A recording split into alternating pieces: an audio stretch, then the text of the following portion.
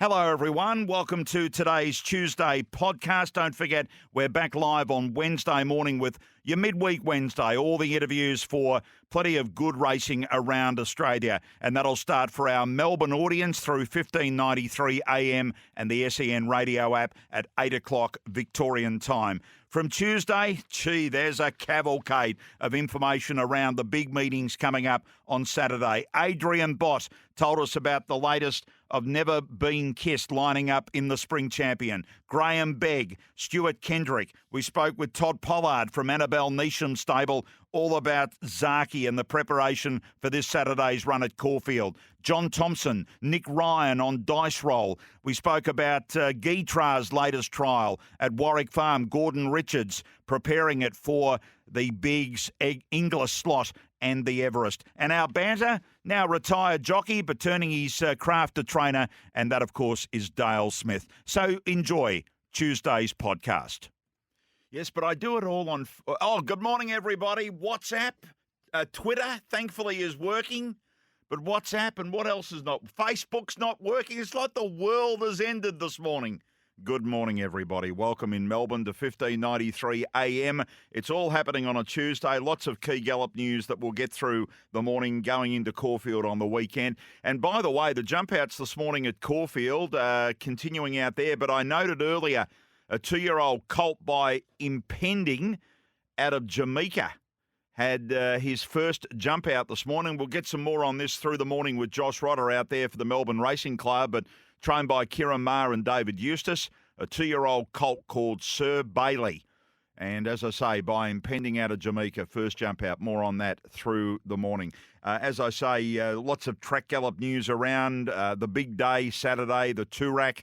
What a race this is going to be under the weights. Stefane's got to carry top weight. Under the conditions of handicap, we know how strong her Group 1 form is, but she certainly will be lining up. The Caulfield Guineas, lots of horses have galloped this morning around that race. We'll get it to you on air right through the morning here on Bensley. But of course, this half hour we'd like to dedicate on Victorian racing, and today we're at Mildura. Thankfully, no sign of any rain up there. The track's come up as a good 4 at Bet365, so a good 4, weather fine. And the rail is true for Mildura Racing after missing out yesterday with no racing at Kyneton. The first of 8 races today at 1:30. And the John Salinitri stable have got multiple runners, and John's brother Frank is joining us. Morning to you, Frank. Morning, Andy. Good to talk to you, mate. How's track work this morning? John mixes it up on a Tuesday. He goes to your other property. He's up at Tilton doing the work, so... Yeah, we got me this morning up at Mildura, so we tracked up yesterday and they all travelled up good and pretty happy with them overnight. So that's looking good. forward to today. Yeah, that's the main thing because it is a journey, isn't it? I mean, even when you jump in a car and drive up, you are heading up there and it does take... Do you do one constant trip or do you pull over at any point? Pretty much. Look, you have the odd stop along the way, but I prefer to come up overnight if I can. Got the opportunity to. It's a bit of a long day otherwise. Yeah, it is. Well, let's talk about them. This horse in the first, a 3-year-old in the maiden Heavenly Spirit. Well, we can totally forget the debut run there at Ballarat, Frank. Yeah, certainly. Look, it looks a pretty competitive race, that one, the first. You got the Kieran Maher and Lindsay Smith first time in blinkers and Henry DeWyers and Paddy Paynes there. Looks a competitive race, but he's a nice horse, sort of going to progress in the right direction. I think he had absolutely no luck there at Ballarat, and we sort of haven't really tested him. So, look, it'll be interesting today. He's drawn 1 again, so let's just hope he can get a little bit of room when he requires it late. Watching the last few races, they've sort of been coming around the bend, and the fields open up. So it is a track, and that can happen too. Certainly, yeah.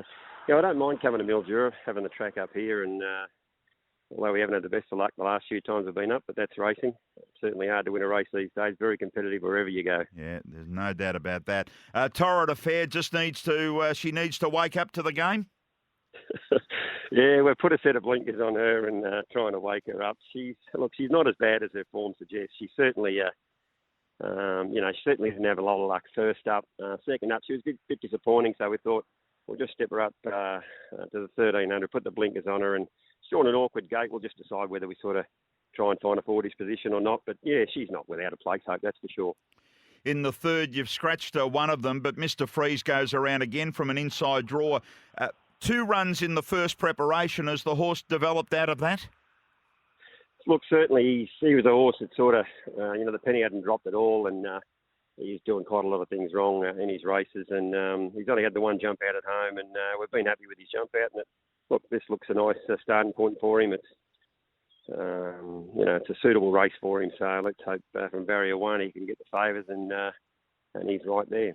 I will say the first run at Terang wasn't too bad. He didn't get a lot of clear galloping. It was a bit like the Heavenly Spirit, really. And, they can take improvement. And I talked to a few trainers. They don't mind the frosteds. No, we've got a few of those, and I don't mind them. They go all right. They're showing a bit of ability at home, the ones we've got at home. But, yeah, look, you're certainly right. He didn't have any real luck, late in the straight there at Terang, and then we took him to Ballarat, and he just, I think it was on a wet track there, and he was just sort of still trying to find his way. So we sort of tipped him out, give him a good break, and he's come back, and he's come back certainly furnishing from last preparation. Definitely benefited from that prep. And look, like I said, he's well placed there, and if he does more right than wrong today, which you intend he will, then he should be right there. King's Ransom is obviously an interesting horse in this benchmark 58, Frank, the 7th race today. You went to the Vobis Showdown. Did the horse come out of that okay? Yeah, he's probably just come to an end of his prep that day, and we give him a good break. And he's a horse that possesses good ability. He will stretch out to the 14 or a mile with time. Would have preferred 1100 for him today rather than the 12. But on top of the ground, I'd sooner be there than on trying to find a goodish sort of track in the next couple of weeks. Anyway, that's for sure. With the rain that's ahead of us. Yeah. And been. Yeah, there's a bit of rain coming into Victoria. I will say that looking at it last night, the Kilmore win to win the 2-year-old maiden, it was a nice win.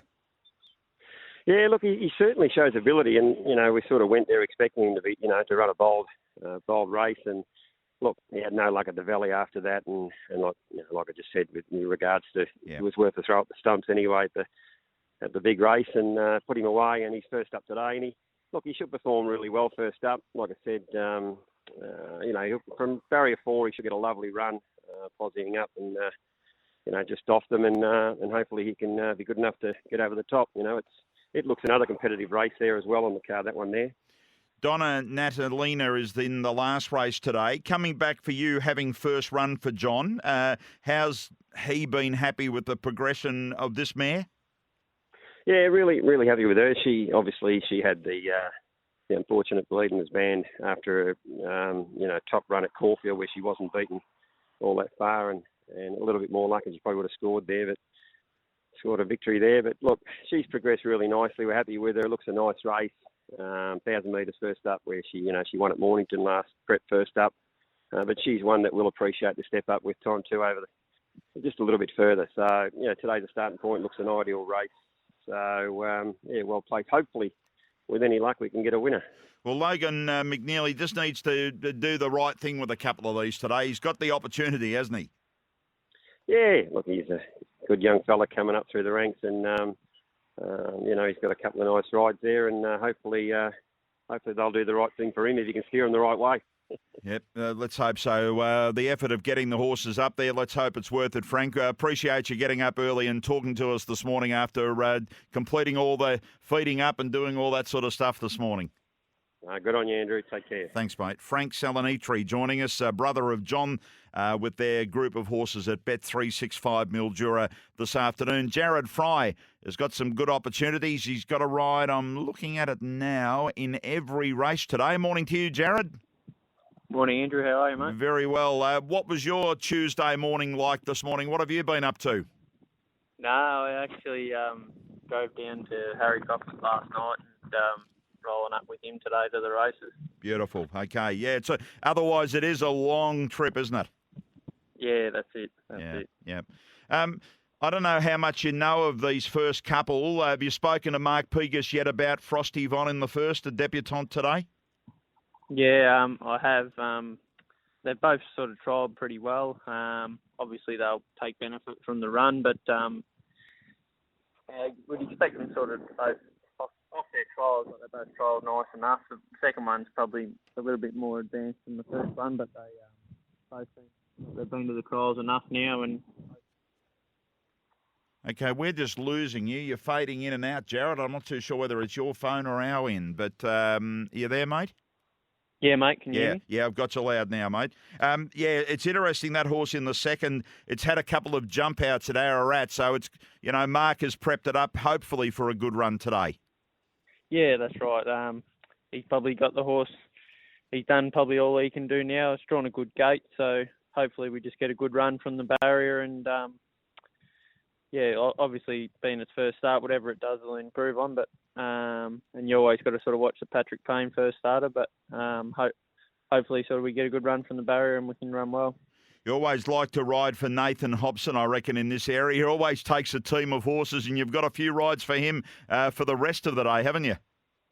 Yeah, that's it. Always sort of have a bit of luck for Hobbo and his team. And he's sort of, I don't normally go to Mildura, but he asked me to go, and he's got plenty of good chances, so hopefully I can get a winner for him. Sheriff's Lady in the third race just didn't get a lot of clear running at Swan Hill, so just need a little bit of racing luck from that draw, and you'd feel the horse will be in the finish somewhere. Yeah, it sort of started to build momentum, and then all the other ones were sort of stopping, and unfortunate for Maddie, she sort of hit the deck just near the line.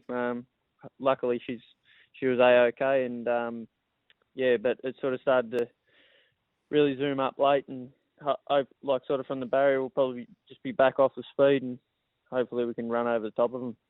North Anna is one that in race 5 today. Just looking for 2,000 now off the Coleraine run?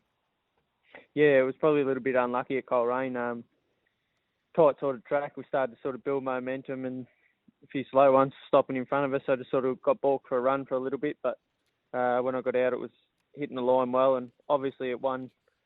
I won on at the start before, and it won really well. So I've had a bit of luck the last two starts on it, so hopefully it can continue from the good draw today. Let's hope so. As you say, the Coleraine run and the win at Tatura, gee, it was a good, on-speed win, sitting there up on the pace somewhere close to it and then finishing off. You could find yourself in a similar position today. Yeah, I think so. Sort of each time I've ridden it, it's drawn a low barrier, so it probably helps it too, because it's a little bit slow to begin, and then sort of musters a little bit. So drawing low, at least if it is a little bit slow to begin and musters, it can hold a spot just behind the speed and hopefully do what we did 2 starts ago. The Enzo's another one that you know a little bit about. You didn't ride it at Swan Hill the other day, but it does race well here at Mildura. Yeah, I've had a lot of luck on the Enzo. He's an honest old galloper, and he's a pleasure to ride every time I've ridden him. So hopefully the big fella can get another result today. He's drawn a good gate, and same sort of thing. He should get a soft run from the barrier just in behind them, and hopefully you're getting over the top of them late. The one in the last is another really good ride for you, isn't it? Reward with Return. It was a good return run at Swan Hill, sitting third, fourth through the race. And today it's got to carry a bit of weight, obviously, with the way that they weight these races. But if he can just train on nicely, he's in the finish. Yeah, definitely. He's probably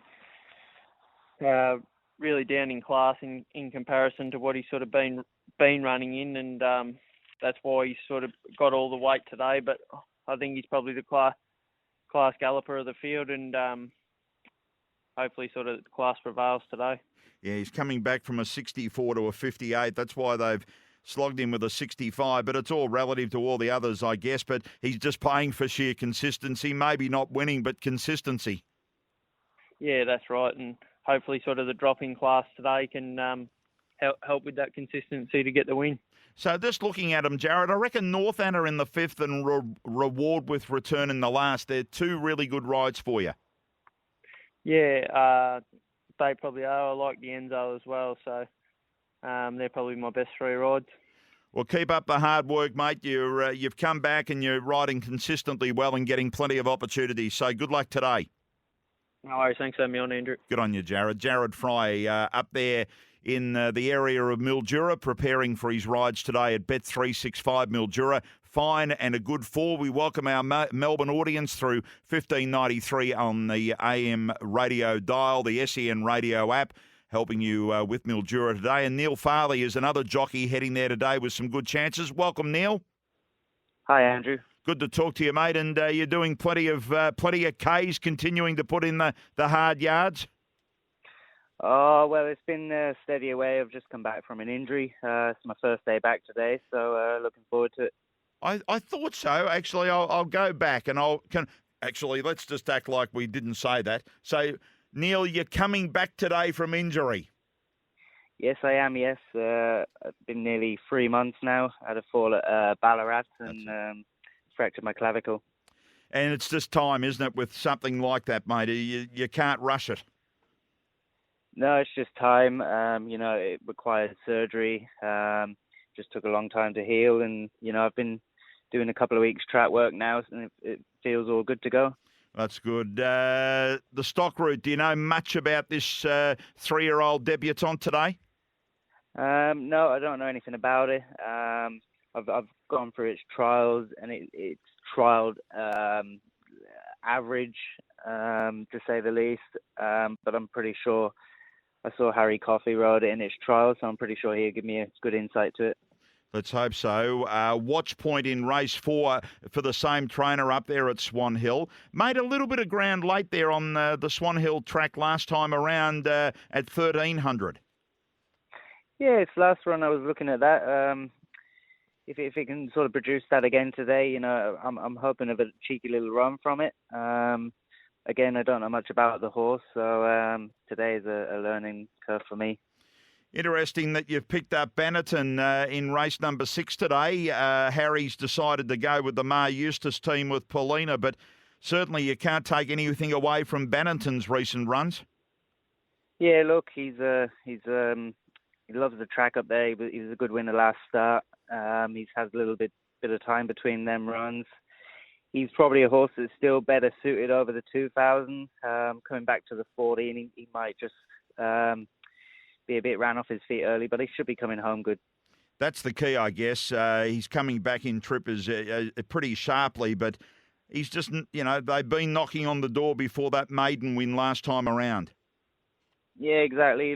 He's a horse that doesn't know how to run a bad race. Like I say, he's probably suited a little bit better over the 2000, but look, I'm hopeful of a good bold showing from him. The one in the last here, it wasn't too bad there at Mildura last time around. It fought on pretty bravely down the straight. Yeah, he's a funny horse. I've had quite a bit to do with him. He was out of form for a while, and looking at his last run, he looked to run super. Just wanted to get out a bit up the straight. So look, again, if he can produce a run like that today, I'll be hopeful of a each way chance on him. Did you wake up this morning excited to be back riding, Neil? I did. I was up at the crack of dawn. Couldn't wait to get going. So no, hopefully it's a good day. Good luck to you, Neil. I hope it's a good start today and you build into it, mate. Thanks for joining us. Thanks for having me on, Andrew. Good on you. Neil Farley joining us there. He last rode at Ballarat on the 11th of July, the collarbone injury. He's back today, and we wish him all the best with his rides there. A couple of those certainly worth following, including that one in race number 6, Bannerton. I know it's interesting that Harry's got off it, but he's linked obviously with Mar and Eustace. Let's take a break. Some harness racing Saturday night at Bendigo. It's the Victoria Cup. We'll talk to Tim O'Connor. Yes, Saturday night, the Victoria Cup in pacing will be run at Bendigo. We know it's all a bit different because of the COVID around Melbourne. Tim O'Connor, a good friend of Trot's Life, heard here Monday to Friday mornings on SEN Track, joins us. And Tim, what a race this promises to be now, given that the raging favourite King of Swing has drawn outside second row. Oh, it's really made for the race, hasn't it, Andrew? Thanks for having me on. And going even the comments of driver Greg Sugars, who drives 888 in the race, he even said that was his initial reaction. What a great draw for the race. Look, you wouldn't be wrapped if you back King of Swing in the pre-post markets. He's a $2.30 favourite still, but he was much shorter than that before the draw last night. Of course, he's come up with Barrier 13, the outside of the back row, which, look, it's not impossible. He's a very good horse, but I tell you what, it makes it very difficult for him to win. So from a neutral point of view, and those that haven't had a bet yet, you'd be just wrapped. It was the draw that we wanted. I was going through sitting there last night, and Barrier 1 was available for a fair long time before Torrid Saint came out and took that draw, which was a bit of a sigh of relief to a few people because we wanted a good race. We didn't want King of Swing to draw one, did we? No, that would have just taken away all the talk of how the race is going to be run. So if you're the driver of King of Swing and looking early on at the race, how does he drive? Yeah, well, it's a very tricky one. Of course, David Moran will take the drive. Luke McCarthy won't be able to make the trip from interstate. Look, he will put himself into the race at some point fairly early. I don't know if the lead will be there for him, though, Andrew. I mean, if he had a draw on the front row, I think he would have, rolled forward and probably would have been gifted the lead by somebody. But I don't know who's going to find the top. I think Torrid Saint will hold the lead initially. Max Delight's a very fast beginner, drawn in Barrier 2. I reckon Amazing Dream might be the horse that eventually finds the top, and maybe King of Swing is made to do an early move and sit parked for the last lap. So, look, I don't think he'll find the pegs at any point, King of Swing, which he's going to have to be clearly the best horse in the race to win. So, it's a fascinating race. We've got General Dodge, one of the real, the fairy tale story. He's come up with Barrier 11, which is going to be difficult for him. The horse that I really like in the race, I don't know if the barrier's helped him, but it hasn't killed his chances, is 888. Of course, the Group 1 winner, the VHRC Caduceus Classic winner from 2 starts ago, beating a number of these in that race. So, look, it's so fascinating. So many big winners, but some losers, including King of Swing. I think Amazing Dream might be the horse that gets the late support, second favourite at the moment at $3.40. Can I ask you about 888? Because it's drawn inside second row. So is that crucial to the outcome of that horse, given that they can get up the inside and finish off quite strong at Bendigo? Yeah, and they'll be very pleased, I reckon. Greg Sugars, a driver for his trainer wife, Jess Tubbs, will be pleased that Torrid Saint has drawn Barrier 1, a fairly fast beginner and a horse in good form that can win the race. So they won't be mucking around on Torrid Saint. So, look, he may end up 3 back the pegs. But look, I think he can win from there, and if he gets off at the right time, Greg, we know how good a driver is the Candyman. He can get this horse into clear air, and it would be a fairy tale result for his family, but also the connections. The horse was purchased recently for these big races out of New Zealand, including the pacing priest. Many would know Father Brian Glasheen is in the ownership, so it would be a fairy tale story as well. King of Swing holds on to favouritism. Amazing Dream, 888, Macdan, Torrid Saint drawing the inside is around the $10 mark right now at Bet365. Tim, I know Trot's Life will be chatting about it later on this morning from 11 o'clock Eastern Daylight Time, so appreciate you popping in, and there'll be plenty of good discussion right through the week. Thanks, Tim. Tim O'Connor joining us there, and you can watch it all unfold through the week, thetrots.com.au, and, of course, Trots Vision. That's where you'll be able to watch all the Victorian harness racing, and of course Saturday night Group 1 action galore at Bendigo with the Victoria Cup, the Bill Collins Trotters Mile, the Oaks, the Derby. It's a fascinating night of pacing. That's our Victorian program this morning. Coming back shortly with lots of gallops and Saturday news. Well, Facebook might not be working, WhatsApp might not be working, but SEN track is working. Good morning to you, Sydney. Welcome to Bensley on this Tuesday morning, and our Melbourne audience. You can listen, of course, on the SEN radio app. And being a Tuesday, you know I love it because there's plenty of news around with all the key racing on Saturday. It's Spring Champion Stakes Day as the Everest Racing Carnival continues at Randwick in Sydney, along with the Silver Eagle and also those races, the Roman Consul and the Stan Fox. While in Melbourne, the Caulfield Cup Carnival begins for the Melbourne Racing Club. And this week, the big group Group 1 is the Caulfield Guineas. Many of these horses have galloped this morning. We're going to cover off on those as we go through. Right now, Animo is the $2.25 Bet365 favourite to win the Caulfield Guineas. Artorias at $4.50. They absolutely dominated. The next horses are at $17. Lightsaber, Coastwatch, Forgot You, and Mr. Mozart.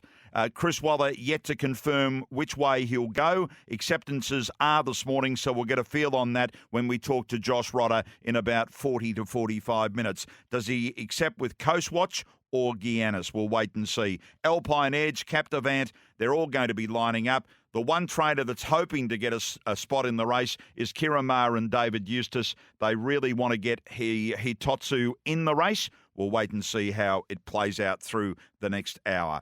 In Sydney, as I say, Spring Champion is the feature. Adrian Bott and Gai Waterhouse, will they pay up with Never Been Kissed tomorrow morning? Adrian Bott, good morning. Yeah, good morning, Andrew. Well, I know it's 24 hours to acceptance time, but how's the filly come through the Flight Stakes? Look, she's come through it really well. She's still looks in good order, nice and bright the last couple of mornings, and yeah, she's done very well in a lot of senses. So at this stage we're very keen to be looking at Saturday. Okay, was it in your thoughts before the flight? Not necessarily. Not necessarily, but gee, she the way she ran out the mile and it was a strongly run mile, I felt. And just to see how strong she was through the line, that was certainly encouraging. And it just sort of probably opened up a few options that we needed to probably look at. Now being a Group 1 winner, obviously sort of treated a little bit differently for the conditions of some other races that we might have had looked at. There's sort of a lot of benefits to trying to keep her here and stepping her up to the 2000. She obviously has had 4 runs this preparation, coming from a 3-year-old maiden win back in the middle part of August. So she's come a long way this prep, hasn't she? Was the expectation always there on her? Yeah, definitely. Always sort of felt that once she was able to sort of link into the series, sort of this sort of later point from the T-Rose onwards, where she'd be at a distance that she could sort of really be effective at in that class. We'd expected her to perform well, and always felt she well and truly deserved to, her opportunity to be there. I guess sort of the strength of the win certainly, took us by a little bit of surprise there on the weekend. But she's just continued to improve every time she stepped out and got. I think the figures probably look pretty good from that race on Saturday, and maybe it is a year that she should be trying to sort of take on the boys. Traditionally the fillies have had done quite well coming out of that race and having a crack at the Spring Champion.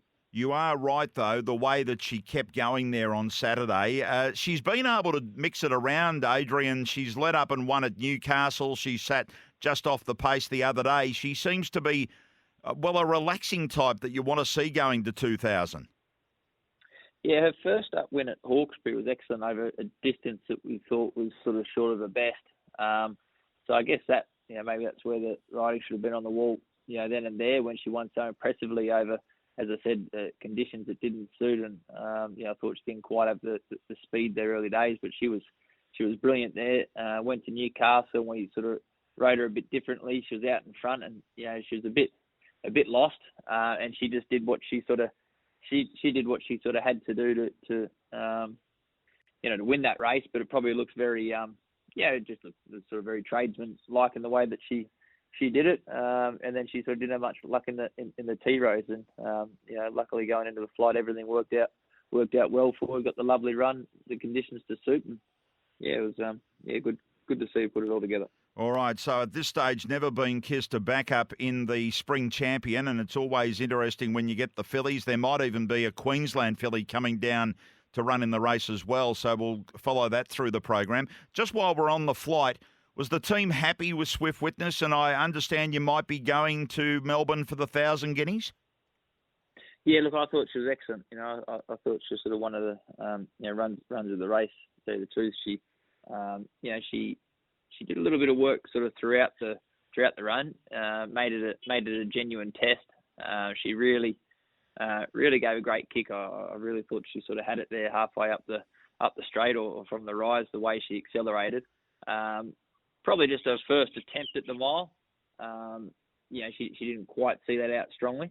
And also just sort of being Randwick being that tougher mile, it may have just sort of found her out. So I'm forgiving of her at the distance, particularly against her own sort of sex. So yeah, we're really happy to back her up in the 1,000 guineas down in Melbourne, because I think she's obviously got plenty of class about it, and she's probably been one of the more consistent fillies throughout the entire series of the Princess series. So I think she can go down there, and if she handles Melbourne way of going, she'll run very well. And the other one, Queen Dubai, who won the Jim Maloney. So it could be a two-pronged 1,000 guineas? Yeah, most definitely. Yeah. And look, if I haven't ruled out sort of Never Been Kissed sort of going down that way, but I think the preference is for her to remain up here. But yeah, Queen of Dubai is in great shape. She's got a nice sort of pattern there, and that's what she's been down there early for, to be set for that particular race. So most likely just the two, but two very good styles of fillies going there. Yeah, no, I just love the way Queen of Dubai. We know it from the stable. They just kept rolling, and Queen of Dubai relished it. Yeah, and I think the mile should suit. She's got the sort of pedigree to suggest that. Physically, she's a lovely big rangy sort of filly that should I think excel getting out to that mile. And we'll talk to you again as the week goes on. But Vangelic heads to the races on Saturday. Yeah, she'll go to the Silver Eagle. That sort of gives her 2 weeks. Still sort of waiting to hear a few more conditions on a race like the Invitation, but that's what we're preparing her towards at this stage. With the Golden Eagle in the back of our minds as well. So this is sort of a nice race for her, a fortnight from her last win. She is dropping back sort of slightly in trip, but she's the type of filly that's sort of pretty sharp, so I wouldn't be sort of overly concerned by that. But it'd be a nice sort of stepping stone for the Invitation. Oh, yes, I think that's the most asked question to me at the moment. It's not like, will my horse make the race? How do we get in the Invitation? And at the moment, we're waiting for some announcements being made by Racing New South Wales. Adrian, thanks for joining us. I presume that Regan Baylor stays on Never Been Kissed. I'm not too sure whether he had another ride in the race.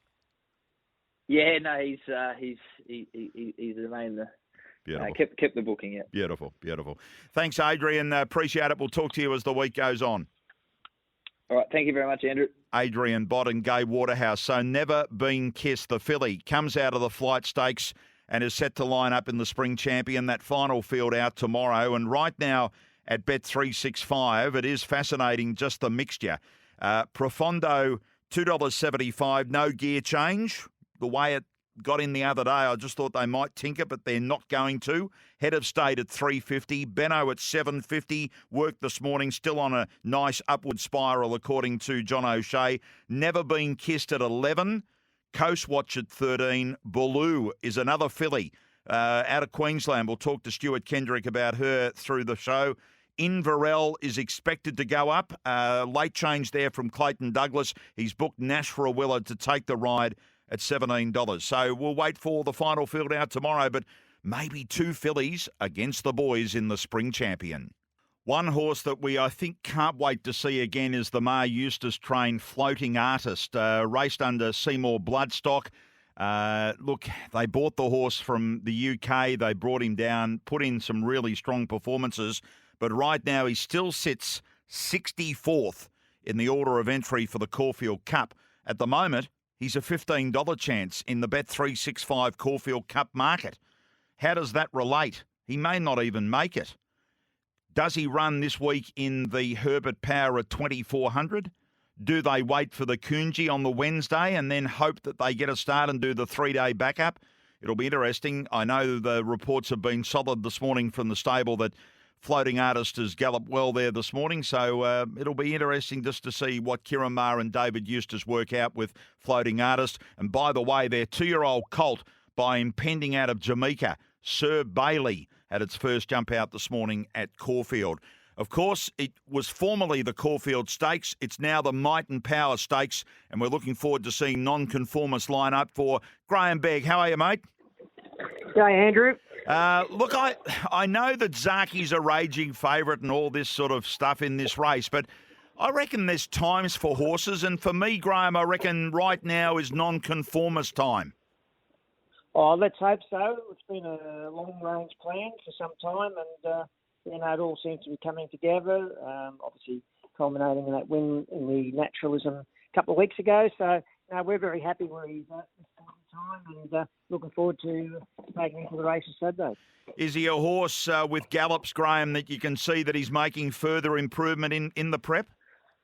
Oh, look, Andrew, to be truthful, I haven't galloped him really hard since his last start. Look, he's a light frame, very athletic type horse, so he doesn't need a lot of hard grinding gallops or anything like that. So we've kept his work, down to sort of around the 1,200 metre to 1,000 metres when we've galloped him and just, floated home his last 600 and, in times, which is just nice and comfortable, Yeah. We haven't been sort of really putting his nose in the grindstone, so to speak. I should have asked too, because I know the horse holds an entry for the Herbert Power, but are you going the Might and Power? Definitely Might and Power, yes. Yeah. We're going to go that way. He gets, 2,000 metre gallop, so to speak, week before, which you can't get any better than that. I think it's been a proven formula in the past. Horses running the week before a Caulfield Cup, they've run very well. And also, too, he gets a massive drop in the weight department, dropping from the weight for age down to 51.5 in the Caulfield Cup. By the way, who rides him in the Cup, Graham? Craig Williams. Craig Williams, yeah, that was right, because he lost his original ride and then he went straight to nonconformist, which I think's a good lead within itself for the Cup. Well, he reached out to us when he got a bit of intel that I think it was Spanish Mission, I think it is, the horse wasn't coming from Europe, thought that he was a type of horse which, would suit him and suit, the race. So, can't beat a horse that's in form. No, exactly. No, as I said in the introduction, and sometimes you just you can read a horse, and hopefully we're getting it right with nonconformist. How's Dosh done? You've entered again for 2 races on the weekend. Which way do you go there? Yeah, she'll run in the Scalacci, Andrew. She's got 51 kilos in that race, so we think she's well suited in that race. So, she's trained on really well. Very happy with her, and she's had a good break between runs, and we've kept her up to the mark because she's a big girl, a great doer in the stable. So she had a little trip over to Sandown about 2 weeks ago, had a gallop over there. So, as I said, we've kept her up to the mark, but she's in great shape. And you did it, I mean, does she like automatically her races space, Graham? Is she that sort of type? Oh, no, it's just the way it felt, to be truthful. Yeah. The way the races were, and we sort of earmarked the Scalacci some time ago for her, so we decided we'll just wait. We've got to wait. It's not ideal, a month, but, they're only running over short courses, so, I don't think you need to, to grind them too much, but kept her nice and well, and she's, had some nice gallops, and, she's right to go Saturday. You've nominated 2 for the Magic Millions Debutante Stakes. Do either of those make their first runs? Yeah, at this stage, we'd be more likely to run Impel. It's a nice impending filly, showing us a little bit at home, and so she's ready to go to the races Saturday. Interesting. They're starting to come through the impendings. I just mentioned one before I came on air. I think out of Jamaica, Sir Bailey. What sort of types is impending throwing, Graham? Well, she's not like Sir Bailey. I've seen him. He's a beautiful horse. Big, strong fella. He's a very, very nice horse. She's a bit shorter, squattier type horse, but she's very powerful. The riders feel that she's not a small horse to ride. She's got a good action and that, so she's very professional the way she goes about her job. So they're very likely types at the yearling sale. So it doesn't surprise me to see that they're getting up early enough and showing something. Graham, Galaxy Raider, what are you thinking here second up in the preparation? Because the horse normally can run well second up. Yeah, certainly. He'll run Saturday at this stage.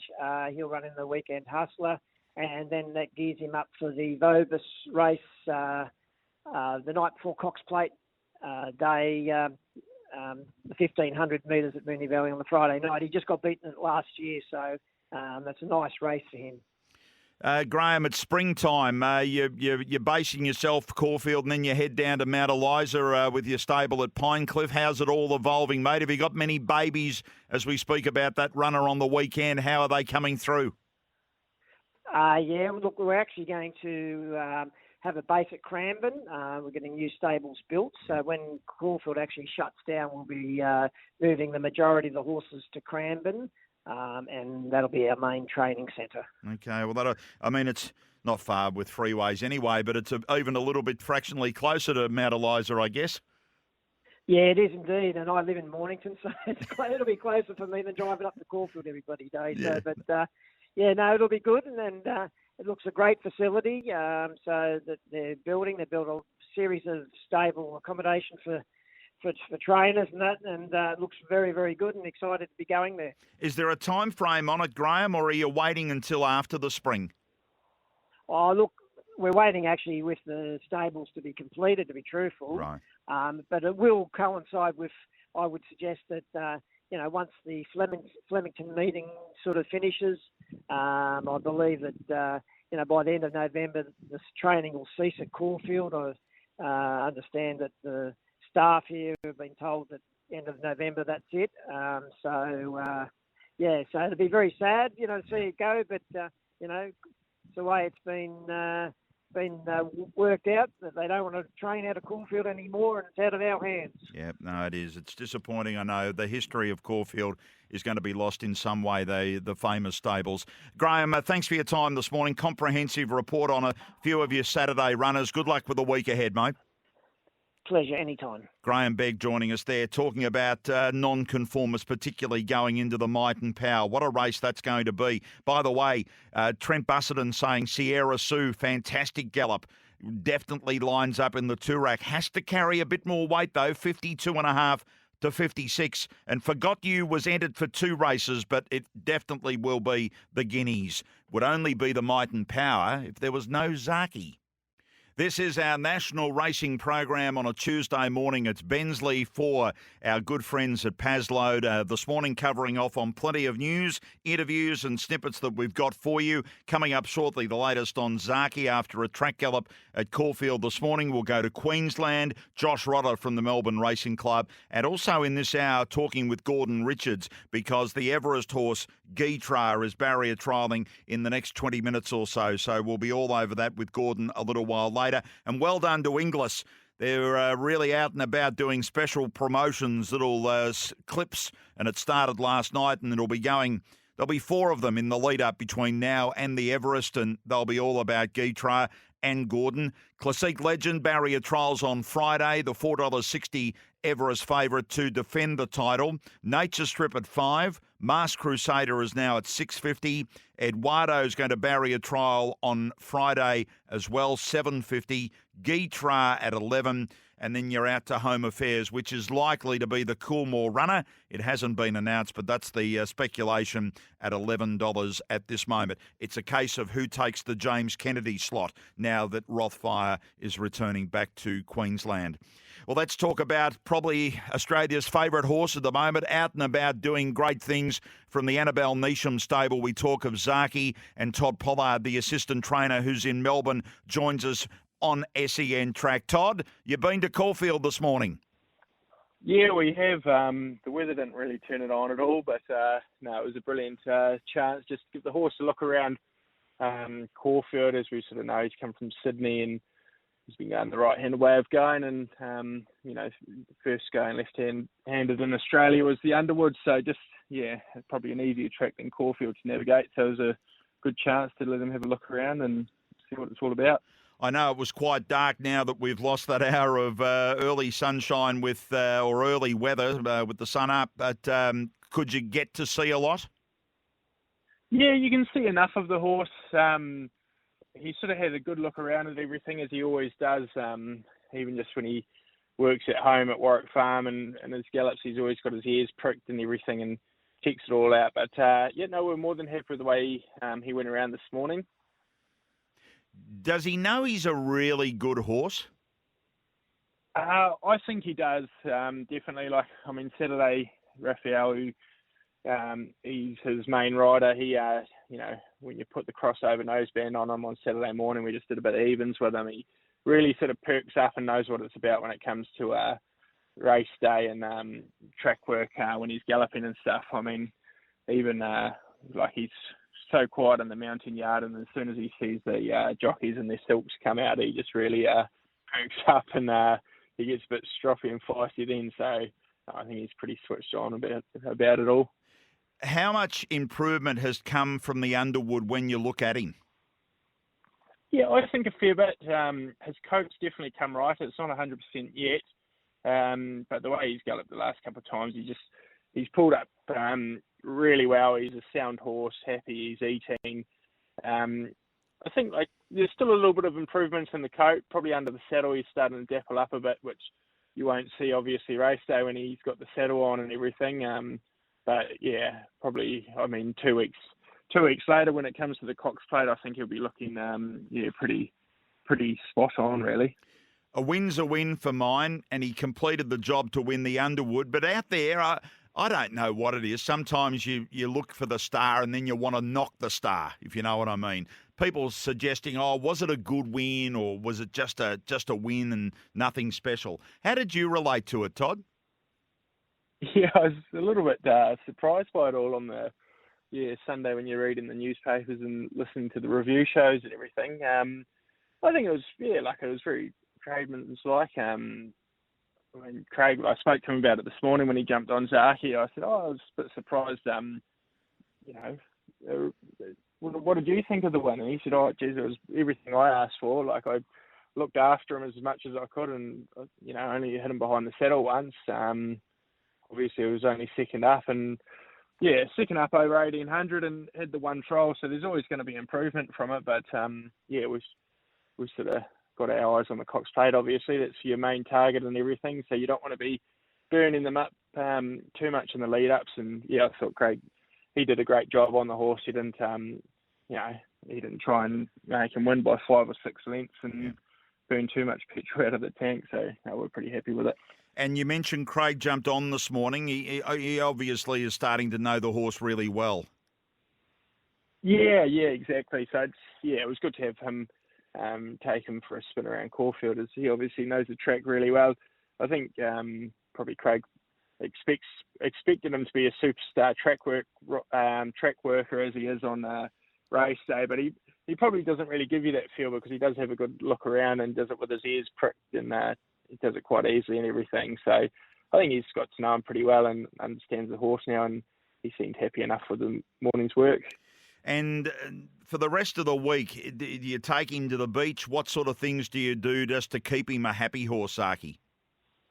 Yeah, I'll touch base with Annabelle, and I'd imagine it'll be a case of taking him to the beach tomorrow morning like we did on Sunday after he gallops. That's usually the routine with him. And then Thursday we could just give him a bit of evens, but might even just let him have a little bowl along. But nothing too serious. He sort of just gets into this rhythm of being a happy horse, basically. And I think, a few days after the run he was well, but then say Thursday, Friday, he really sort of picked up and he goes out onto the track and bowls along and feels pretty good about himself. So I think now he's a pretty fit horse. We don't have to do too much with him. So we'll just keep him happy, and It's not really a hard thing to do with the horse. No, we can't wait to see him again. Can I ask you, I don't know whether it's a question for Annabelle rather than you, but any update on Moanga, what the stable might be thinking of doing? No, I'm not sure about that. I couldn't give you a proper answer. Yeah. It is obviously a tough one when you've got a horse like Zaki going to the Cox Plate, but it'll be one or the other. I'd imagine when I think it's third acceptances today for the Cox Plate, I'd imagine you'd still see him in there. We'll keep the options open, and I'm not sure if she's had a good chat with the owners yet to talk about a definite plan or anything. But either the Golden Egg or the Cox Plate. But I thought his run on Saturday was superb. Really, obviously he was top weight and had to do a lot of work being 3 wide with no cover and stuck on pretty gamely. So, yeah, if he had a better run, I thought he could have been right there on Saturday. But, yeah, no knocks to his credentials from that race. No, Tommy Berry told us that this time yesterday it was the best run of his career with the weight and everything around it. So that tells us that Mo'unga is going very good. Hey, Todd, thanks for your time. Keep well in Melbourne and we'll stay in contact with you. Yep, perfect. Thank you very much for that, Andrew. Good on you. Todd Pollard, the assistant trainer for Annabelle Neesham, looking after Zaki and Craig Williams out there at Caulfield this morning. The spring champion is the big Group 1 final field out this time tomorrow. Already one filly will be accepted, Never Been Kissed. They're going to accept the way she's come through the flight stakes. Let's go to Queensland. Stuart Kendrick, good morning. Yeah, morning, Andrew. How are you? Very well indeed. I noted this other filly for you, Baloo, that won the Guineas at Toowoomba. What are you thinking of doing around the spring champion? Yeah, Andrew. No, we'll be popping her on the float tomorrow and sending her down. So her work was really good this morning, and she's come through that Guineas run very well. So always been keen to get her up over a little trip, and obviously her Group 1 is a big task, no doubt. But look, she's in good form. She worked great this morning. She looks good, and I think well worth the punt, especially the way the Queensland fillies form's sort of holding up at the moment. Well, I think you've got to take a line through Star Tontes, haven't you? Well, we do, and sort of gives us a fairly good guide up here at the moment with obviously Star Tontes, Hinged. You know, we had a nice little horse called the Stiffmeister that beat Hinged actually early on in her prep last time in. And, you know, I think this filly of ours has got a lot of scope and sort of been one of our leading, 2-year-olds last season and is always going to have been a better 3-year-old. So hopefully she just makes the necessary improvement. And when she did run third behind Star Tontes, it was a bit of a messy race that day, and she's a lot better coming off the speed. And unfortunately, we ended up in front, and that's just really not a go. So I thought she did a great job to box on the run third that day. And I will say that you are the former trainer of Hinge, so you know even a bit more about this form, don't you? Oh, no, I didn't have Hinged. Hinged Michael Nolan, no, has. Oh, Michael Hinged Nolan there, did, but yes. Yeah, but we've obviously raced her a few times. So it sort of gives you a good guide where we're at with all that sort of form. And, you know, I think a lot of our form up here has been fairly strong, you know, obviously through the winter. And, as I say, it's good to see the horses going down there and performing so well. The one thing we can take through what I've seen is you mentioned it got a bit messy and you led there at Doomben and Star Tontes came over the top. But she seems to be relaxing just off the pace in Toowoomba, which is always a track that you want to relax because it's turning all the time and you've got to be there at the finish of the race. Is she nice within her races?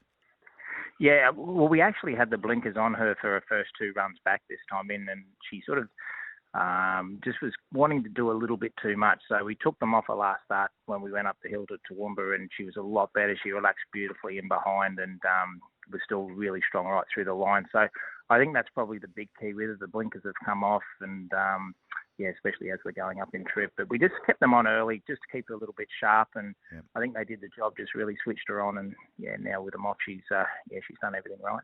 So going from the Toowoomba Guineas of 1,625 metres to be exact to 2,000, you're obviously comfortable doing that? Yeah, she's a very athletic filly, very clean-winded, and as you probably know, Toowoomba's a fairly hard 1,600. It's up the hill there, and it's probably more like running 1,700. So she was really strong all the way through the line, and her work since has been very good. She worked on the course proper here this morning at the Sunshine Coast, and couldn't fault her work. So I think fitness-wise she's there, and she'll obviously have the float trip down as well. So with all that factored in, I think she's primed to run a really good race on Saturday. Well, the one thing with her, it's what it's offering us is a couple of fillies in a race, and it is a year where, who knows, Profondo or Head of State might be ending up star colts, but it's the time to take them now, I think so. I mean, they're obviously lightly raced colts coming forward, and there's obviously a couple of others there that, have come off some nice maiden type of form. But, I don't think it's, been one of those years that there's no sort of Castle Vecchios or those sort of horses that have really stood out so far this season. So, it's probably a good year to have a crack, as I said, especially with a Group 1. It puts a lot of value on a filly like her if she can run in the money at least. So definitely worth having a crack. I mean, we took I've Been down there. I've been there down for the Champagne, and he was very competitive, running fourth in that race. So again, it gives us a bit of a guide where we're at with these horses. Can't wait to see a Baloo. Rachel King's been booked to take the ride, I know that. So safe travels for the rest of the week. I hope she gets to Sydney in a nice barrier. Good luck with the week, Stuart. Thanks, Andrew. Appreciate it. Good on you. Stuart Kendrick joins us from the Sunshine Coast about Baloo, a 3-year-old filly. So 2 fillies in the Spring Champion in Sydney. Never Been Kissed on the backup, and that one for Stuart Kendrick. Let's go to the Melbourne Racing Club. Caulfield, the Cup Carnival begins Saturday, and Josh Rodder would have been first there at track work this morning, Josh. Good morning, Andrew. Good morning to all the listeners in the land of SEN. Yes, we were there bright and early, just before 4 a.m, and it actually wasn't too bad, the weather, but then the wind picked up and suddenly turned. We had all sorts of weather this morning. The weather didn't know what mood to be, and we had rain, a little bit of sleet, southerly winds, very fresh. Yes, it would have been by the sounds of that. So I'm Thunderstruck is the one that I think a lot of people want to talk about because the weights have been changing here. Sierra Sue goes 52.5 to 56. I'm Thunderstruck sits there at 52. You watched him this morning? Yeah, he worked beautifully this morning, Andrew. He worked off a galloping mate, sat off that horse and picked it up nicely. I thought it was one of the better workers of the day. There's a real sense of timing around this horse's preparation. They were preying on getting a run in the Rupert Clark. Of course, they snuck in at the last minute, and obviously the barrier draw didn't help, but his run was a red light run, wasn't it, Andrew? And certainly put the writing on the wall. Mile, Caulfield, it's a little bit of rain about. I think we're predicting 5 to 10 mils on Thursday. It's not going to be warm. The track should be in perfect order for him. And, obviously if he can draw a gate and just be a couple of spots closer, he's clearly deserved a favourite. And that's what these handicaps are about, aren't they, Andrew? Finding the horse that's on the up and beating the handicapper. And he looks to be that horse this year. I'm Thunderstruck with 52. 52 kilos. It's just well in. And even dice roll's gone up 1.5 kg. It's going to be interesting. This is what handicap racing's all about, Josh. You just never know what can come out of it. But listening to you, there's upside, isn't there, with this horse? There is. I mean, there's no doubt about it. I think originally the aim was the Golden Eagle. And they were going to take a quiet path through, but I think once they saw, that jump out we talked about, Andrew, here, going back a month ago, we saw how well this horse had come back into work off a really good winter campaign. And they've stepped him up, and he measured up last start. So there's $1 million Toorak up for grabs at his home track, down on the minimum, and he's a deserved favourite and clearly the horse to beat. 17 nominations in the race, Andrew, so may not get the full field into the Toorak this year, but there's still some good quality there around the top. The likes of Superstorm, of course, it was All-Star Mile place, won the fee, and Elephant. It's only been beaten once. Sierra Sue, obviously a multiple Group 1 winner, and Tafane heading the weights. So, there's some real class in there. But as we said, he gets in really well, doesn't he, with 52, and these better horses having to give weight away to him. We're going to talk to Nick Ryan, who galloped dice roll at Flemington this morning after our next news break. I know Profiteer is just ticking over nicely for Wednesday week's Blue Sapphire. Yeah, he worked this morning with a galloping partner, stablemate, and was asked to sit off that horse, give it a good start. Really liked the way Profiteer was able to pick up late, and expecting that horse, just if he can just relax, come back underneath his rider on Wednesday. I think back to his own age, he looks primed to give a good sight there on Wednesday. And another 2 3-year-olds from Caulfield. Growl, it was very impressive in the blinkers at Ballarat, has always shown good ability. And Port Louis, probably one of the most better credentialed maidens in the land after a fantastic end to the 2-year-old season. He was a great run first up at Moonee Valley when the race was a bit of a stop-start affair, and they worked together this morning, and they're going to be very hard to split. So they go to the Sapphire as well. So looking like it might be a decent Blue Sapphire there on Wednesday this year. Yeah, looking forward to that on 1,000 Guineas Day.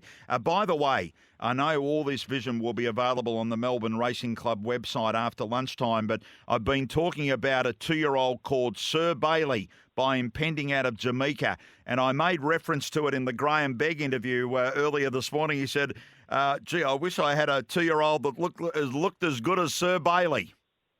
Yeah, so it actually jumped out this morning in Heat 1. I need to have a look at the video, but we'll have those up after lunchtime today if anyone wants to have a look, mrc.racing.com. And, we're actually doing a little story. We've done a piece on living Caulfield Cup legends, and the last trained Caulfield Cup winner is Jamaica, and she's standing up at having broodmare duties up at Gilgai Farm. Yep. And, of course, this is her impending, and she's got a done deal at foot. So keep your eyes out for a story there on Jamaica. He's doing a great job, obviously, with her horses on track, but also as a mum at the farm. So, looking forward to seeing Sir Bailey and what he can do, Andrew. Yeah, look pretty good. They tell me they're the spies that have followed it this morning. Josh, we'll watch for that vision on the Melbourne Racing Club website. Did you want the field for the Caulfield Guineas? Oh, it's out, is it? Okay, yes, please. Yes, please. Yes. So, 2021 Ned's Caulfield Guineas, $2 million in prize money up for Group 1 mile. Number 1 is Lightsaber. Luke Nolan booked to ride. The favourite is number 2, Animo, in the Godolphin Blue. Damien Oliver back on board. Artorias, Anthony and Sam Friedman. Damien Lane, a good booking. And it really is reminiscent of this Testarossa Reduced Choice clash, isn't it, Andrew? Yes. Animo versus Artorias. Really looking forward to it. Tiger of Malay, Craig Williams. Alpine Edge, D. Thornton. Captivant, Jay Allen. He's, I think, going to appeal to try and get a day off his suspension to ride on Guineas Day. Giannis, Chris Waller, no jockey named at this stage. Forgot You, Busserton and Young, D. Moore. Coastwatch, the second of the Waller runners, no rider booked. Mr. Mozart, Jai McNeil. Daily Bugle, yet to have a rider booked. Knightstown for Gordon Richards, Damien Moyle and Jordan Childs. Dark Rebel, Edward Cummings, Dean Yendall. Zarel, Busserton and Young, C. Newitt. River Plate, Busserton and Young. This is the third runner in the race for Michael D. Predeturn, the maiden. I cannot remember a maiden at its second start running in a Guineas, but Matthew Brown, after a great run at Sandown, is giving this horse its chance. B. Higgins to take the ride. This horse worked this morning at Caulfield on the course proper. And Haitotsu, they scratched last week from the Superimposed. Ben Allen's been booked to ride. It is the first emergency, number 17, Andrew. And also was another who worked quite well on the course proper this morning. So they'll be hanging there, the connections of Haitotsu to sneak into the field. So that's the field for the 2021 Ned's Caulfield Guineas, 16 and 1 emergency. Haitotsu, the one. The connections will have a few sleepless nights. They will. Chris Waller accepting for 2 there. We thought he might be only doing 1, so he's accepted with Giannis and Coastwatch, and they're both in Sydney as well, so we'll see. I know the Melbourne Racing Club's web page or Twitter page will have the barrier draw under all the different circumstances. That'll be out at 11:30 this morning, so we'll be all over that. Yeah, and we're all lucky, Andrew, that the whole world's melting down around Twitter. I know Facebook, Instagram, WhatsApp, but Twitter. That'll be the place to see the barrier draw, 11:30 on the MRC Racing Twitter handle. Good on you, Josh. Josh Rodder joining us there from the Melbourne Racing Club. The field out. The barrier draw is going to be intriguing.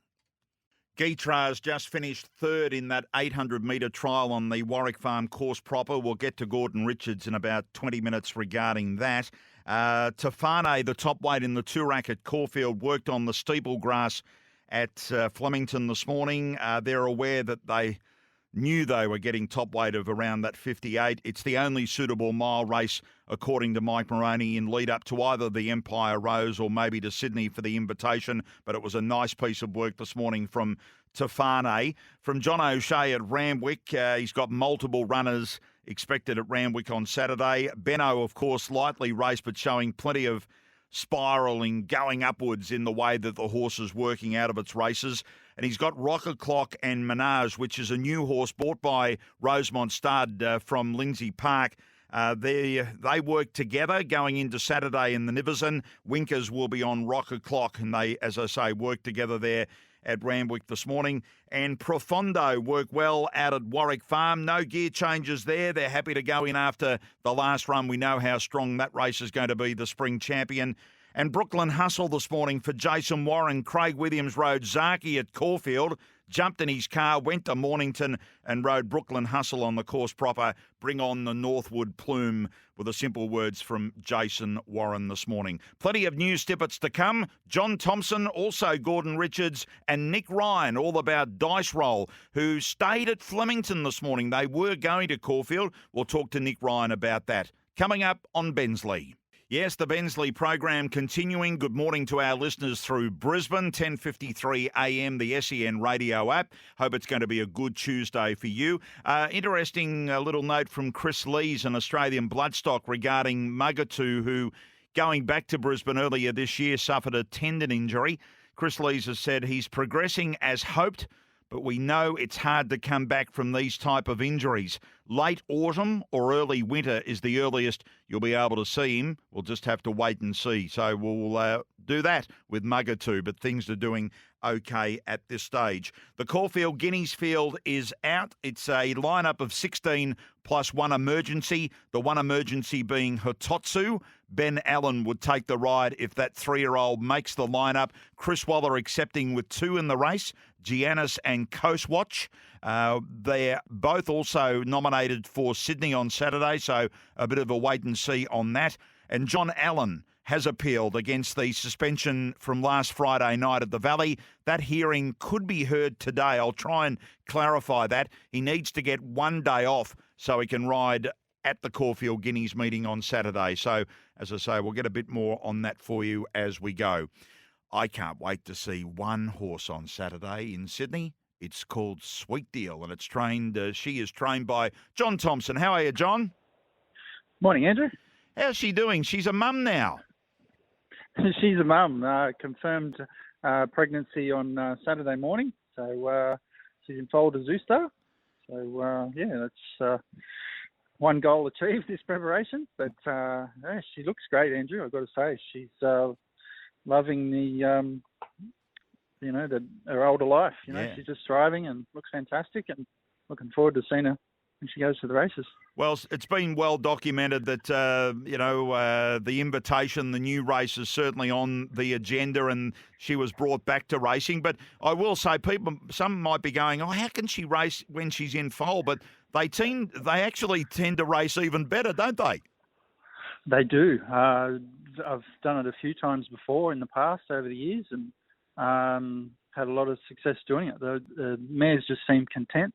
Hormones obviously in balance or something, but they just thriving work. I mean, she's always been a good doing mare, but I agree with Nash. She's never felt or looked better. She looks amazing. So Nash knows her really well, and that's good reports then. He's ridden her in the 2 trials. Have you been happy with everything around her? Definitely. Obviously, we had a few hurdles to jump getting her up to Scone and back between trials, but she never missed a beat. She's just been doing really well, and Nash said in both trials she feels better again. She just feels amazing. So hopefully that passes on into her races. Let's hope so. She's got to, under the conditions of the Niversons, she's got to carry the top weight of 56.5. But I will say, even with a record, for mine, that's not bad. That's good, yeah, actually. Yeah. She's a big, strong mare, 56.5. She won't know herself. It's a good weight for her. Yeah. You mentioned Nash. It is so important sometimes with horses, isn't it? And he's just, there's only been rare occasions that he hasn't been on.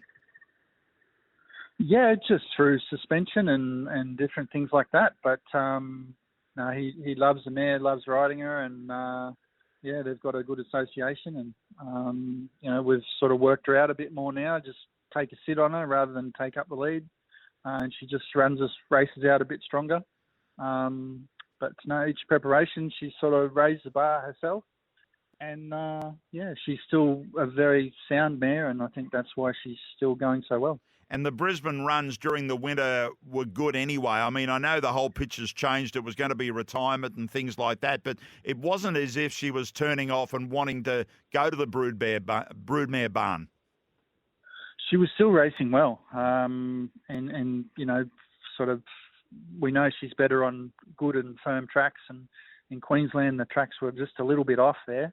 And, she was struggling a little bit on the shifty going at Eagle Farm, and still running well in, Group 1. So, she was still performing at a very high level. So when the decision was made to go to studs, she could always have gone another 12 months. But I think, common sense prevailed, and, we've got her in foal. She can race on, a little bit longer. She'll have 3 runs and then retire and enjoy a second part of life. Yeah, exactly. Great story. Let's hope she runs really well in the Niverson. You've got 3 today at Goulburn. I'm just looking here as the track stayed. Yes, no, it's improved from a heavy 8 to a soft 7. So the 3, what's the best hope for you there, John? The best horse of the 3 is probably the filly Silk Tie. Yep. Its distance is probably a little bit short for her. We've gone to the races instead of trialling her a second time. But she should run well, and I think she's in for a good prep. That's Silk Tie. It's race 7, number 10 there today in a benchmark 58. John, good luck with the week. It's great to have her back, and we'll wait for the final fields when they come out tomorrow. Thanks, Andrew. John Thompson joining us there, the trainer of Sweet Deal. Confirmed in foal to Zoostar, but she'll have 3 runs before she goes to that paddock and looks forward to being a mum in about 10 months' time.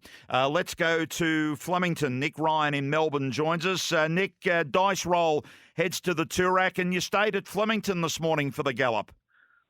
Yeah, look, we're able to get him on the course proper here at home at Flemington, so elected to keep him here and just worked him on his own out wide on the course proper, and I was really happy with him, Andrew. Did you ride him, Nick?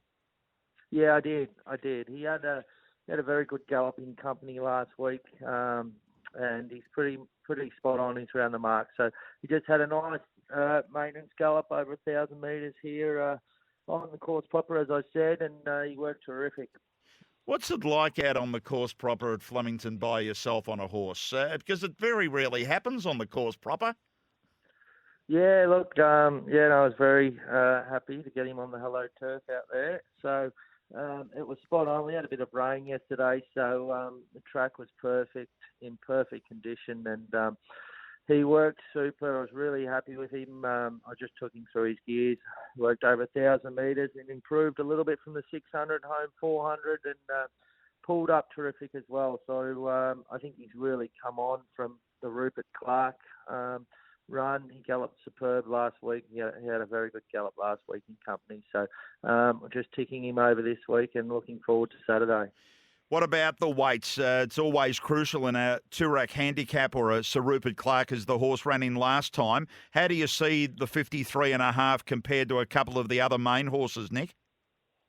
Yeah, look, I think, if he gets in well enough with 53.5, obviously her short price favourite on Thunderstruck's going to be very hard to beat with 52, but look, it's handicap conditions and, barriers will come into it. And I know my horse is trained on and he's going to be better on Saturday. So, and as I said, I think 53.5 is a good weight for him. So I'm very excited for Saturday. Yeah, bring it on. It sounds like you've done everything you can now. Good barrier and the horse is just becoming one of our most consistent at the top level.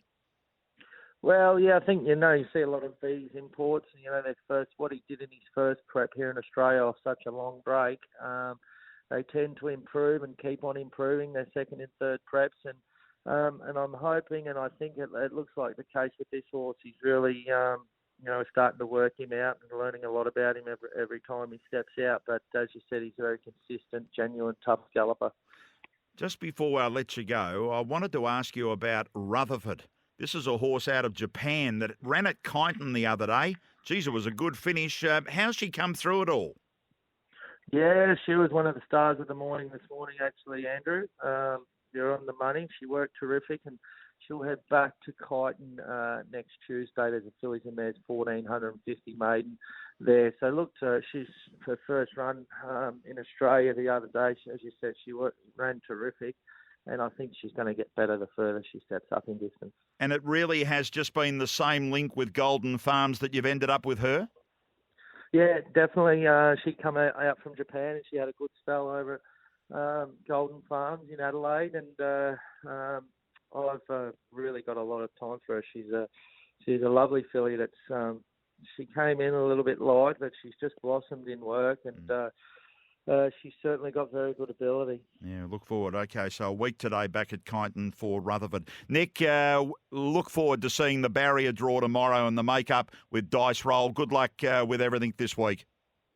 No worries. Thank you, Andrew. Good on you, Nick. Nick Ryan joining us there from his Flemington base. This is Bensley, SEN track ahead of Trots Life coming up in about an hour and 15 minutes. That'll be then followed by Trackside on a Tuesday. The ups and downs of a punting day right here on SEN track.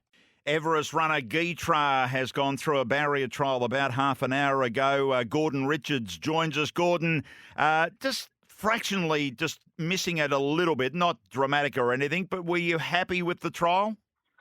Yeah, I was happy with the trial. It was a little bit by design to go back in the field, not knowing the speed in the race. In the trial, we didn't want to jump and have him charge and long up in front and getting nothing out of it other than a decent hit out. So Josh just wanted to grab hold of him when he jumped, and the others got going. He was back there. He made up ground in the straight with it. It wasn't sensational, but I don't think I've ever seen any of his trials where he's been sensational. I think we take out of it was a pretty good time, and we'll take out that he's had a good hit out and been under sort of trial conditions, if not race conditions. Well, the one thing that there is blazing miss for Mark Newnham, who won the trial. He can run along, so there was always going to be a little bit of genuine pace. But the main thing is Josh Evans rode this morning, and I don't know Josh, but has he come from within the stable? He's not as he rides him all his work. Yeah, okay. But he's not as big as you or I, Hoss, but he's a heavyweight track rider. Well, not totally heavyweight, but he's a lot heavier than the guys that are on the other horses. So But that doesn't make a lot of difference over the short course, I don't think. But, he had to wake him up. I think he's getting used to trials, being out there like a bit of fun. And while it wasn't sensational, I was happy with it. Okay. The build-up is you're doing similar to 12 months ago. Yes. Yeah. Yes, he's had that. Apart from COVID stopping us from doing a few things, he's pulled up really well from that. I don't think he knocked himself around, so he'll have a good get. So he'll have a good gallop on Saturday morning, and then again next Tuesday. We can't do much more than that. Yep, understand. All right, so that's Geetra. And mate, Knightstown, you've accepted for in the Caulfield Guineas. You've got to start there in the field of 16+1. How do you rate Knightstown? Oh, he's a good horse going forward, and I'm not sure Jordan Childs is. I don't know him personally, but his reports after he rode him the other day in that 1400 metre race were all positive, and the owners, he's only going to be 3 once, and I think 1600 metres or beyond is probably his go, and Jordan was of the same opinion. However, it's a pretty tough race, so they're prepared to throw him in the deep end and see how he goes. But look, he's a nice horse going forward. I think he'll be better probably in the autumn. He's still a bit immature in the brain, but he's going to run, and let's hope for a good draw and a good run. Yeah, the draw's out at 11:30 this morning on social media, Gordon, the Melbourne Racing Club Twitter page. It'll pop up there at 11:30. No. So, that's the way to get it today. Thanks for your time, mate. Stay safe. I hope everything just continues to go well with Geetra. No worries. Thanks, Ike. Thanks, Bye. Gordon. Gordon Richards there straight after this morning's trial, so we thank him for coming on. And, yeah, when you'll see the trial, there was just a bit of urging from Josh just around the bend, so that was what Gordon was explaining there. TasRacing.com.au. Matt Reed's with us. And, Matt, we're back under lights at Launceston tomorrow night. Yeah, we certainly are, Andrew. It feels like it's been a long time coming, but back on the grass in Launceston, they haven't hosted a meeting since April, and we haven't raced on the grass in Tassie since Hobart in early August. So it has been a while, that's for sure. How's the program come up? Because we know that there have been a lot of horses trialling there in preparation. Yeah, absolutely. Expectedly, we've got big fields. The first 3 races are all capacity with the maximum number of emergencies. So a bit of a puzzle to decipher for punters, that's for sure. The first race kicks off at 5:55 local time. It won't be the easiest night, I'd say, punting-wise. It's always hard trying to translate synthetic form back to the grass, and we missed a session of grass trials that were transferred from Longford to Devonport because of the weather. So I'll get stuck into the form today and provide my best on the show tomorrow. But there's no better time to sign up for Form Plus Pro if you haven't already. Account holders, as part of that subscription, get access to Tas Racing TV's live stream. And tomorrow night I'll be on course hosting the coverage with Duncan Dornoff. So pre and post race interviews, mounting yard coverage, tips, all that sort of stuff. We aren't on Sky Thoroughbred Central tomorrow night, so the only place you'll be able to get that coverage is via Tas Racing TV, and to sign up for a free Form Plus Pro account. Yeah, it's you register once and then the rest of it is all free. You don't pay for anything. You just register and then away you go. tasracing.com.au. And today down there's a Devonport Greyhound meeting beginning in a couple of hours. Yeah, absolutely. The usual lunchtime kickoff in Devonport. Again, it doesn't look the easiest card for punters. That's perhaps emphasised by the two Tasbred bonus series races on that program, which are races 4 and 5. Trainer Ben England and his Winburn Racing Syndicate have 5 unraced Winburn dogs in that series. So the market's probably the biggest giveaway there. But looking for a standout, Tas Racing's Greyhound analyst Mike Clark likes race 3, number 6, Headwall. Half of his 24 career wins have come in Devonport, including 3 of his last 4 starts. So no doubting the form for Headwall. But you can get Mike Clark's full set for all 10 races on tasracing.com.au. That's the page. Go and check it out. As I say, register, put your name in there and all at once, and then away you click. You can watch it all tomorrow night, particularly with Launceston, but all the other action as well. Matt, we'll talk to you around this time tomorrow and get your tips for Launceston. Perfect. Sounds good. Matt Reid joining us from tasracing.com.au. This morning, we've learnt that there will be 2 fillies paid up for in Saturday's Group 1 Spring Champion Stakes. Never Been Kissed has come through the flight stakes in terrific order, and they'll be accepting. And also, we spoke with Sunshine Coast trainer in Stuart Kendrick, who says the Toowoomba Guineas winner, Baloo, will come down and line up against the boys in the race as well on Saturday. Rachel King has been booked to take the ride. And for our Queensland audience, you can, and any others, you can go and listen to Stuart Kendrick. There's a list of interviews from this morning. Adrian Bott, Graham Begg, Todd Pollard, who's looking after Zaki in Melbourne, Stuart Kendrick, John Thompson, Nick Ryan, Gordon Richards. They're all available, and there's some interviews around Mildura Racing today as well. They're all on your podcast page, Bensley SEN Track. And here comes a text from Peter Moody. I texted him earlier about Lightsaber, who will carry saddlecloth number 1 in Saturday's Caulfield Guineas. Lightsaber, very happy with him, just got to be good enough. The one thing with Lightsaber, if it draws well, is it'll be sitting right up on the pace. And who knows, Moody's horses love it up there.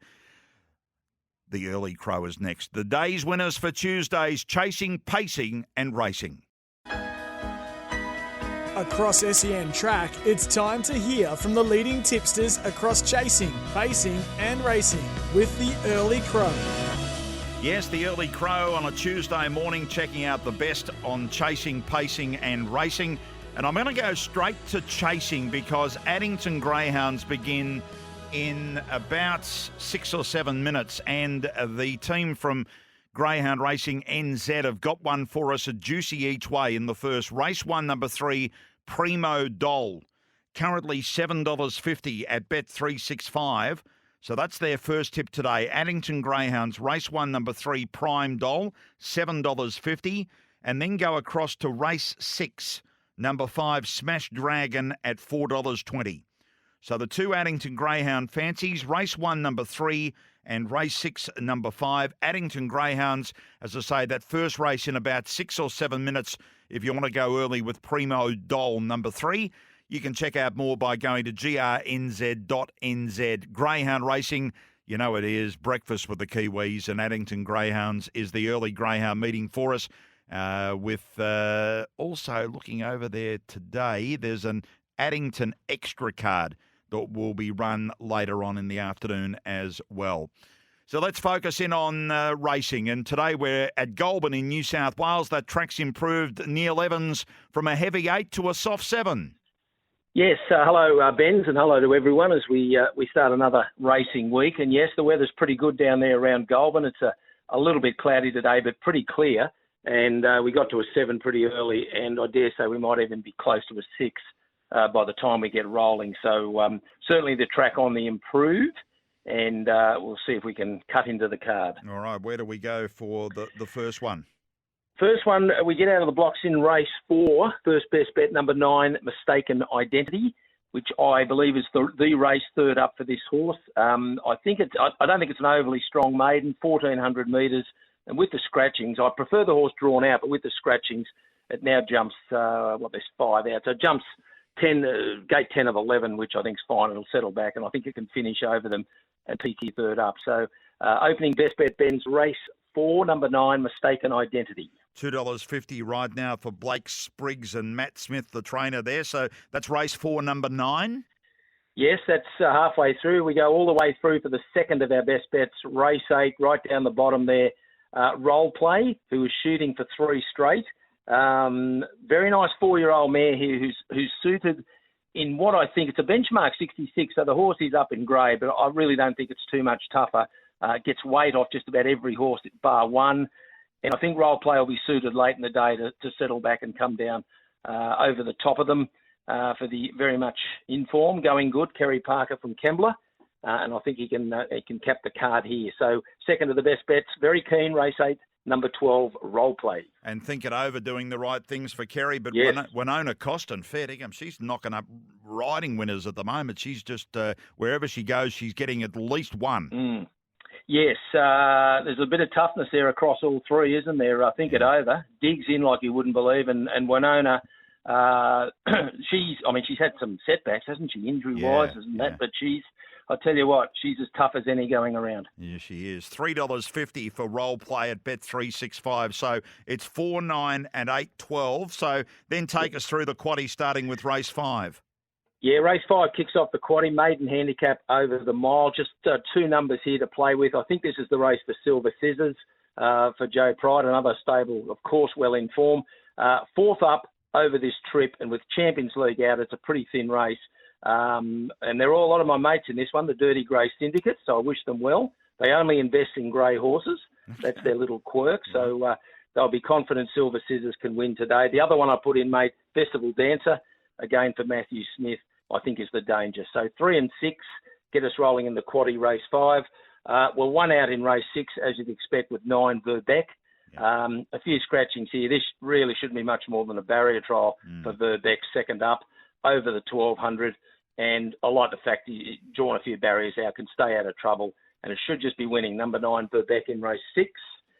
Then we go to race 7, a bit more wider now. 3 numbers here. Glamour Runs Deep for Matt Dale, first up, is the on-top horse. Does come to hand quickly, and it's been in work for a long time without trialling. I doubt I'd be sort of storming into anything too short, but it has to be in, of course. The other 2, 8 London Gal, second up for local trainer Scott Collings, first run at the track, and also Silk Tie, 3-year-old filly, coming back for John Thompson at Randwick, goes in as well. So 7 on top, ahead of 8 and 10. And we bring it home in one of the more open races. As I mentioned, 12 Role Play, for me, the one to beat.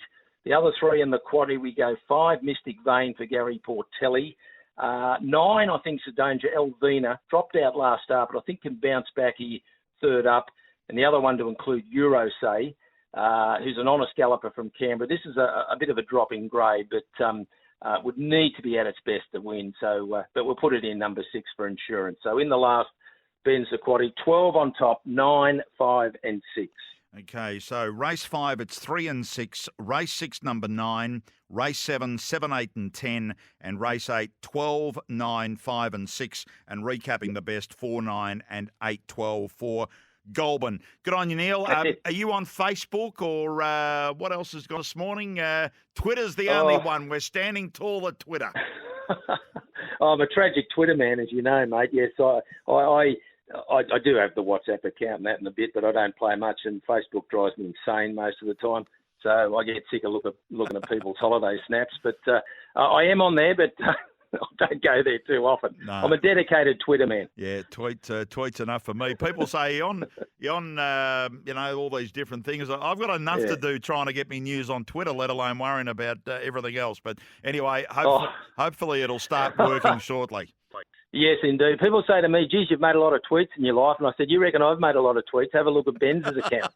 You can double it. Posing the question, do I tweet too much? Maybe I need to put that out.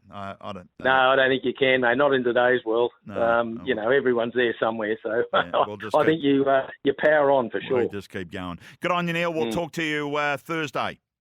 Yep, no problems at all, mate. Good on you. Neil Evans joining us there talking about Goulburn today. For our listening audience in the Sunraysia of Victoria, Mildura race today. Fine and a good track there. And Peter Ellis, good morning. I'm Andrew. How are you? My pen and paper's still working really good, so never had a problem with it. No, if you start relying too much on computers or something, you know what's going to happen. So you've just got to... Well, if there's a power outage, if there's no power, or you can't get online, you can't do what you want to do, can you? No, these days. No, I've got a notebook here with so much notes in it. You've got to write it down, I reckon. Anyway, the last race today at Mildura is your best bet.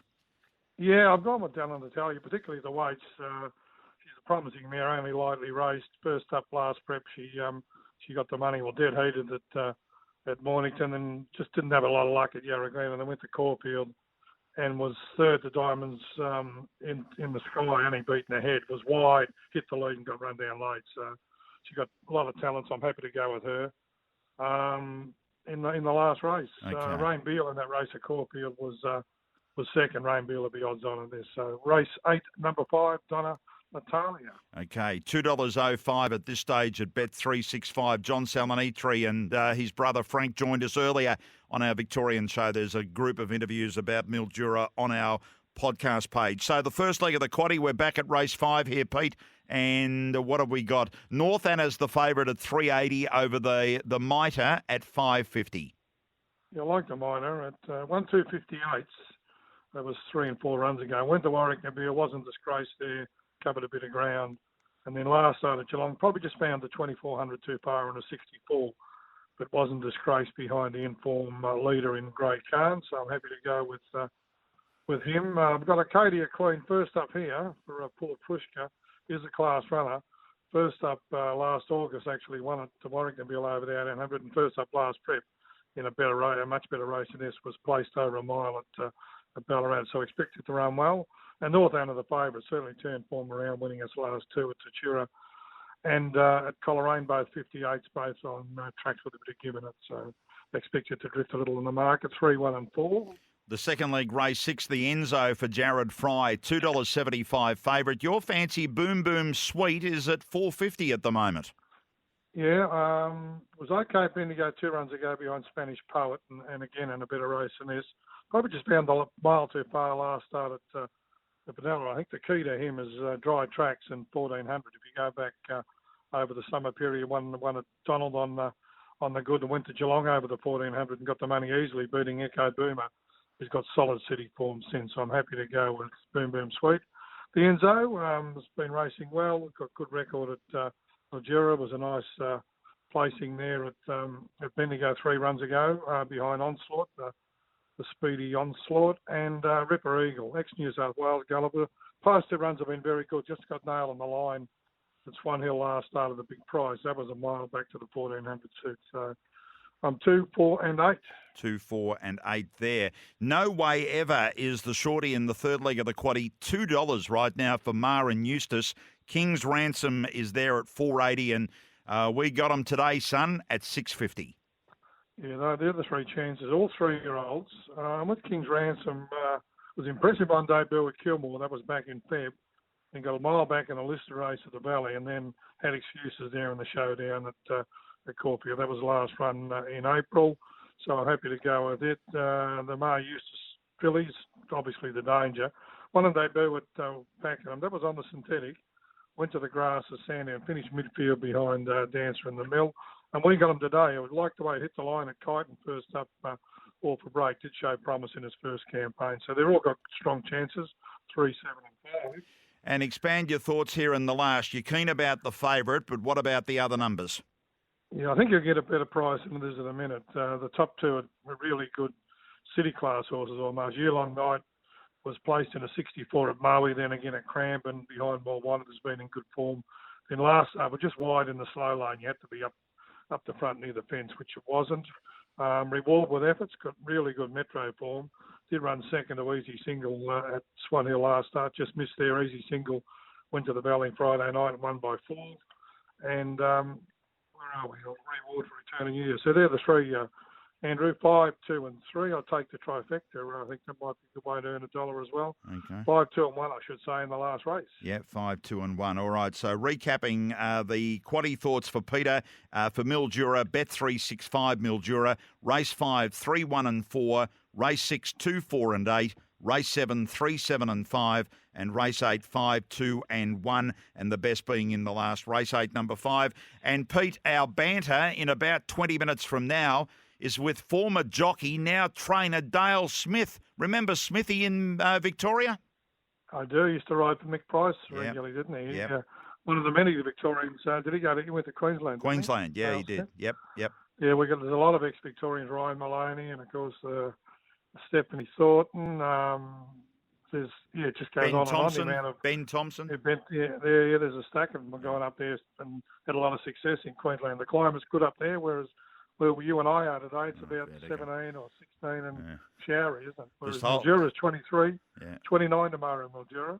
It might be the place to get to, if only we could 15k outside our living area. Pete, we better leave it there. We're getting into controversy. We'll talk to you later on in the week. Thanks, Andrew. Peter Ellis checking out Mildura. Bet365 Mildura, fine and a good track. Nick Lloyd's online to look at Rockhampton. Morning to you, Nick. Good morning, Andrew. How are you today? Very well, mate. Only 6 races at Rocky. I know. Obviously, they want to stay at your turn by the looks of it. 6 races and a few slim cards throughout the day. But look, there's a couple of winners to be had at least, and it's good to be back on the home track. Yeah, fine and a good 4 there at Rocky. So where do we go, mate? Andrew, race 4 will start off at Garnet Taylor. He's got 2 first starters in the race, and I thought the one that's probably the outsider of the two of them at $5 there, and Peter the Piper was a pretty good bet here. 3-year-old son of Altius. Only had the one trial at the Sunshine Coast on the September 21st, but I really like what it did. It got beat 4 lengths according to the race book there, but it was certainly closing off very well. The 2 horses that led that trial, they went out pretty quick in front. And really rolled along. And what this horse did late was really pleasing to the eye. On times that they ran about 1.5 seconds quicker than the other Garnet Taylor horse, Dogger's Dance. Same trial distance, same day there at the Sunny Coast. So the fact that we're getting $5, I think that's a pretty absurd, really. And Ryan Wiggins, he's got a good affiliation with Garnet, so I wouldn't be surprised if he got the pick of the 2 there, and he's gone with the one who I think can get the job done. Okay, so Peter the Piper at $5. Parkburn's the favourite in that race at the moment at $2.70. Where's your second best? We'll go to the next race, Andrew. Favourite of mine, race 5, horse 1, Only Want to Sing.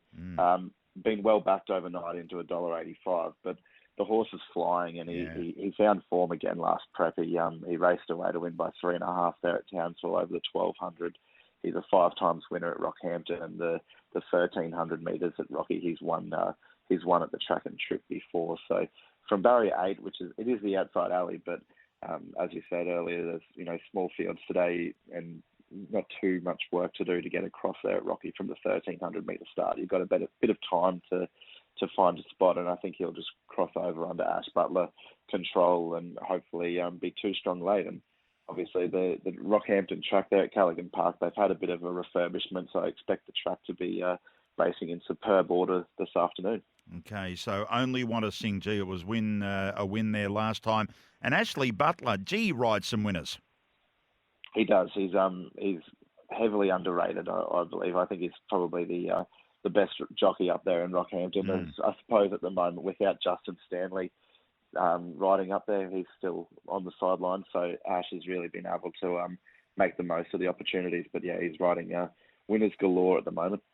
I'll have to chase up Justin Stanley. You've reminded me on that one. All right, so they're the two for Rocky, race 4, number 3, and race 5, number 1. Thanks for your time, Nick. We'll talk to you later in the week.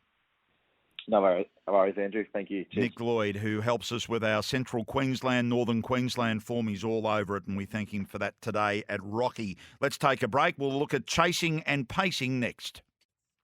Yes, we're on the early crow on a Tuesday before our banter with former jockey and now trainer Dale Smith in Queensland. By the way, a snippet of news coming through on jockey Brandon Griffiths in New South Wales. He's been riding really well of late, had good success on Will Friedman's horse Ang Pao. He's got a suspected fractured collarbone. He was riding at Scone this morning and obviously got thrown off one. He's off to the local hospital, so thoughts with Brandon after that this morning. Joining us now is Mick Kelly with the latest. I've made the firm decision that we're only using it once a morning now. Once a morning, whether it be the intro or the outro, Mick. So I'll move it round. You know, I can live with that. Yeah, I'll just move it round and wait and see what happens, whether I get a flow for running it more than once, but just once this morning. Mate, what's Bulleye Racing on Tuesday about? Mate, talking about mixing it up, mate, we're doing the exact same thing. We've got Bulleye on Tuesday afternoon. Now that Wenty's back into the rotation, it gives us the opportunity, because Bulleye was filling in some of those Wednesday nights and the Saturdays, and just gives us an opportunity now to just mix it around. And we put the whole plan is putting the right venues and the right races in the right slots in terms of optimising wagering. And yeah, the guys in our racing team do a fantastic job, and they've come up with Bulleye on a Tuesday afternoon. And mate, I'm not going to argue with that for sure. It fits in nicely. It gives you different kinds of racing. Yeah, you got the long track at Richmond, at Bulleye, the one-turn track, and then you've got Lismore and Gosford this evening on the tighter circle tracks. Plenty of opportunity and options for any sort of punter looking for a bet on the dogs in New South Wales.